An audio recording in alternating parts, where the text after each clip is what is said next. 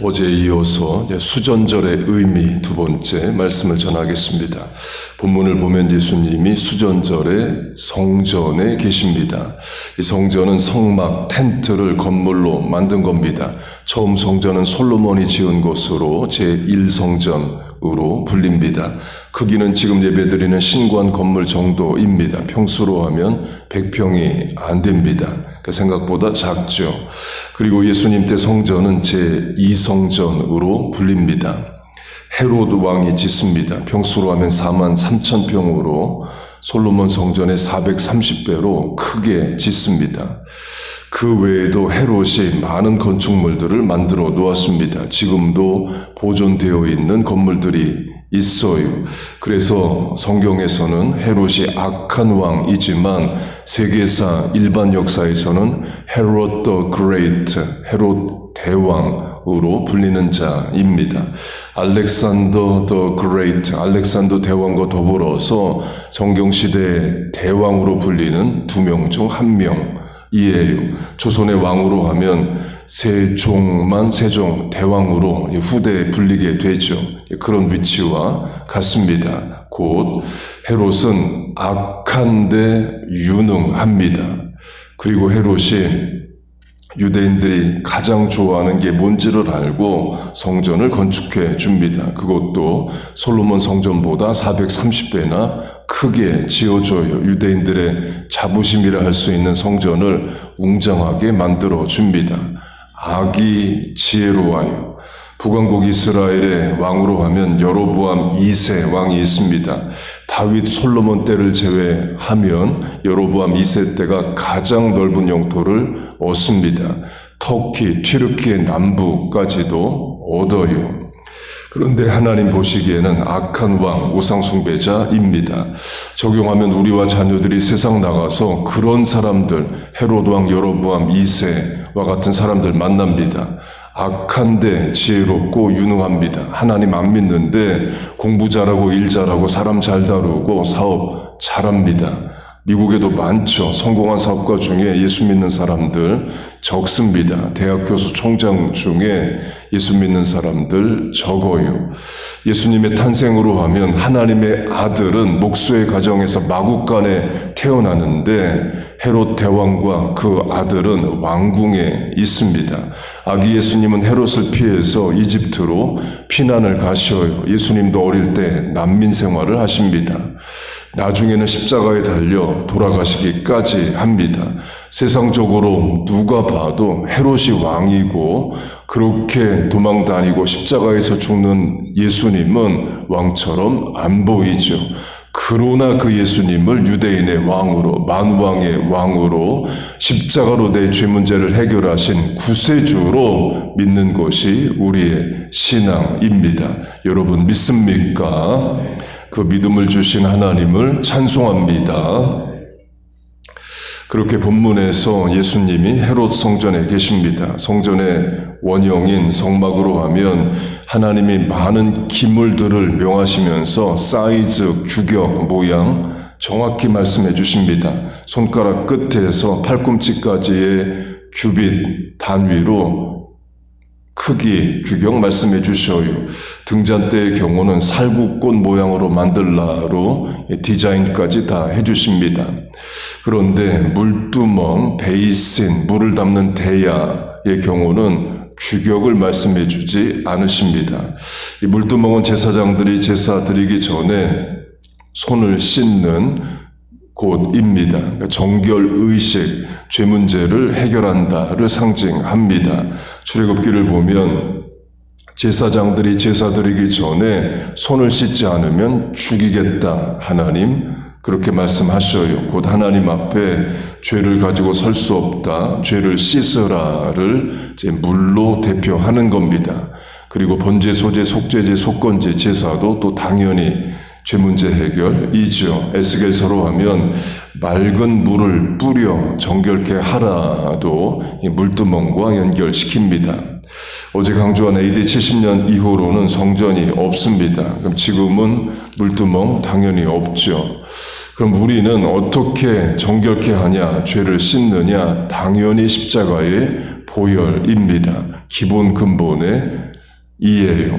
물두멍에 물로 씻는다를 우리에게 적용하면 에베소서 5장 물로 씻어 말씀으로 깨끗하게 하사 거룩하게 하시고로 물로 씻는다를 말씀으로 깨끗하게 한다와 연결을 시킵니다. 곧 말씀을 들어야 읽어야 배워야 실천해야 우리가 하나님 앞에 정결하게 될 수 있다는 거죠. 말씀이 죄가 무엇인지를 알려주고 또 말씀이 죄를 이길 능력을 주기 때문입니다. 늘 말씀으로 죄를 깨닫고 죄를 이기는 우리 되시길 축복합니다. 그렇게 출애굽기 시대의 성막을 만들라 하시면서 물두멍을 만들라 하셔요. 영어로는 베이신으로 단수명사입니다. 물두멍 하나 만들라 하십니다. 크기를 말씀하지 않으셔요. 그래서 다른 기물에 비해서 자유롭게 만들 수 있는 것이 물두멍입니다. 그렇게 성막에는 물두멍이 한 개이에요. 성막을 건물로 성전으로 솔로몬 때 짓게 됩니다. 솔로몬은 물두멍을 10개를 만듭니다.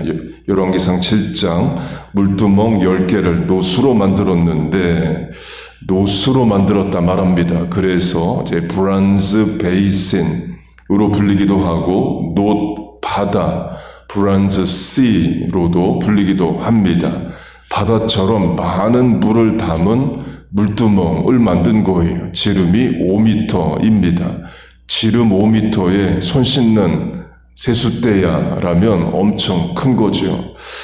학자들은 물두멍의 용도와 상징이 죄를 씻는다, 하나님 앞에 정결해야 한다, 그걸 강조하기 위해서 물두멍을 그렇게 크게 그리고도 10개나 만들어 놨다로 해석을 합니다. 그 솔로몬 성전에 들어오면 확 눈에 띄는 게 뭐냐?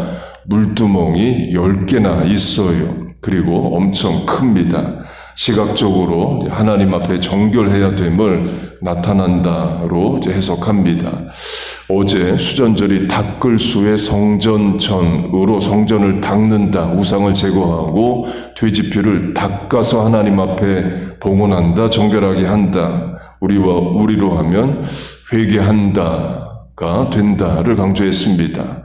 성전에서 드리는 제사도 다 죄사함의 제사고 성전에서 쓰이는 기물들도 결국 하나님 앞에 나를 정결하게 하는데 쓰임을 받는 겁니다. 그렇게 솔로몬이 성전을 지으면서 물두멍을 확대하고 만듭니다. 그리고 주전 6세기에 바벨론의 침공으로 솔로몬 성전은 무너집니다. 그리고 500년 뒤에 헤롯이 주전 1세기에 헤롯 왕이 성전을 다시 지어요. 솔로몬이 물두멍을 10개로 만들었다는 특징이 있다면 헤롯은 회랑, 행각, 폴치를 만듭니다. 그러면서 이름을 헤롯 행각 이렇게 붙는 게 맞죠. 헤롯이 지었으니까 헤롯 행각해야 되는데 솔로몬 행각으로 부르기를 허락합니다. 헤롯 행각 그러면 유대인들 저항이 클 수 있죠. 그래서 솔로몬 성전이 원형이니까 솔로몬 행각 이렇게 부르게 해요. 전술한 대로 악인이 유능합니다. 그 솔로몬 행각에 예수님과 제자들과 초대교회 성도들이 많이 모였습니다. 이유는 그쪽의 공간이 넓어요. 사도행전 3장을 보면 베드로가 나면서부터 안전뱅이요 구고라는 자를 예수님의 이름으로 일으킵니다. 그리고 그 구고라는 자가 성전 안으로 들어와요. 그게 솔로몬 행각입니다. 사도행전은 많은 사람이 그 안전뱅이가 일어난 걸 보려고 모였다. 많은 사람 모일 수 있는 곳이 솔로몬 행각입니다. 본문에서도 예수님이 솔로몬 행각에 계시면서 많은 사람에게 말씀을 전하십니다. 예수님 승천하신 후에 제자들과 성도들이 성전 안에서 모인다. 그럼 어디 모이냐? 솔로몬 행각에 모입니다. 사도행전 5장 믿는 사람들이 마음을 같이하여 솔로몬 행각에 모이고 그렇게 솔로몬 행각이 넓은 공간이어서 많이 모입니다. 또 사람이 많기 때문에 헌금함도 솔로몬 행각 쪽에 있습니다. 두 렙돈 가난한 과부가 드린 그 헌금을 예수님이 많다 귀하다 칭찬하신 그 장소도 예수님이 솔로몬 행각에서 보신 장면이에요. 곧 예수님이 수전절에만 솔로몬 행각에 계신 게 아니라 성전에 오시면 또 늘 솔로몬 행각에서 많은 사람 만나시고 말씀을 전해 주십니다. 본문을 보면 수전절을 겨울이라고 말합니다. 매년 12월에 오죠. 겨울 맞습니다. 이스라엘의 기후는 캘리포니아처럼 사막 기후입니다. 봄, 여름, 가을, 겨울을 구분하지만 뉴욕, 뉴저지의 사계절은 아닌 사막 기후의 계절, 곧 건기, 우기가 대표 계절입니다. 그래서 이른 비, 늦은 비가 나오죠. 1년 내내 비가 오는 게 아니기 때문에 우기의 시작이 이른 비, 우기의 마지막 비가 늦은 비입니다. 사막 기후에서 비가 오는 것은 농작물과 짐승들에게는 좋은 일입니다. 그런데 사람에게는 이제 불편한 일이에요. 뉴저지도 비슷하죠. 비 오고 눈 오면 통행이 불편해집니다. 우리 비 오는 날을 안 좋은 날씨, 안 좋은 날로 부릅니다. 하나님이 출애굽기 율법을 통해서 1년에 3번 오라 하신 절기가 있습니다. 6월절, 77절, 초막절이에요. 다 건기에 들어가 있습니다. 땅이 말라 있어요. 이동하기 좋죠. 그런데 어제 강조한 대로 신구약 중간기에 율법에 없는, 구약 성경에 없는 절기가 생겨납니다. 그게 수전절, 하누카입니다. 그런데 우기에 들어가 있어요. 본문이 겨울이다를 말하는데 그건 우기다, 비가 오는 계절이다를 말합니다. 곧 땅이 지러요. 이동이 불편하죠. 그렇게 이동이 불편한 계절임에도 예수님은 수전절에 성전에 가십니다. 그러면 예수님은 예루살렘 근처에 사시느냐, 베들레헴 정도 사시느냐? 아닙니다. 북부 갈릴리 가버나움에 계셔요. 먼 거리를 이동해서 내려오십니다. 6월절, 77절, 초막절로 대표되는 의무절기뿐만 아니라 다른 절기에도 성전에 내려오십니다. 그리고 예루살렘 사람들 만나주시고 병 고쳐주시고 말씀을 전하셔요. 우리로 적용하면 이렇게 추운 12월 새벽에 교회까지 와서 기도하는 실천이 비 오는 우기에 성전을 찾는 실천이라 할 수 있습니다. 여러분의 실천이 옳고 하나님이 귀하게 보십니다. 마지막으로 예수님이 솔로몬 행각에서 말씀을 전하십니다. 아버지와 내가 하나다라고 하셔요. 곧 하나님을 아버지라 부르고 나와 하나다, 나도 하나님이다, 신이다 말씀하십니다. 그러자 유대인들이 내가 사람이 되어 자칭 하나님이라 함이로다. 그리고 유대인들이 돌을 들어서 예수님을 죽이려 듭니다.